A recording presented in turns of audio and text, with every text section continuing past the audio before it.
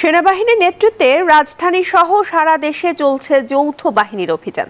চলমান সহিংসতায় দায়ের করা 118 মামলায় রাজধানীতে এ পর্যন্ত 1200 জনকে আটক করা হয়েছে। এছাড়া বিভিন্ন ক্ষতিগ্রস্ত স্থাপনা পরিদর্শন করেছেন বিমান বাহিনী প্রধান।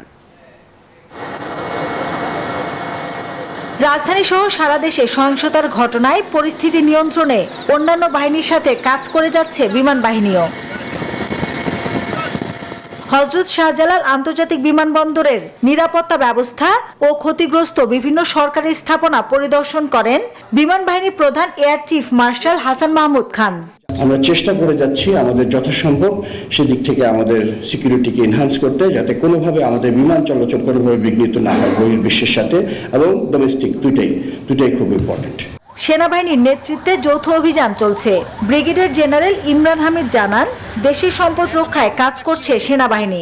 আমাদের কিছু তথ্য রয়েছে যে কিছু কিছু দুর্বৃত্ত এখনো এখানে রয়ে যাচ্ছে তাদের অসৎ উদ্দেশ্য হাসিলের জন্য।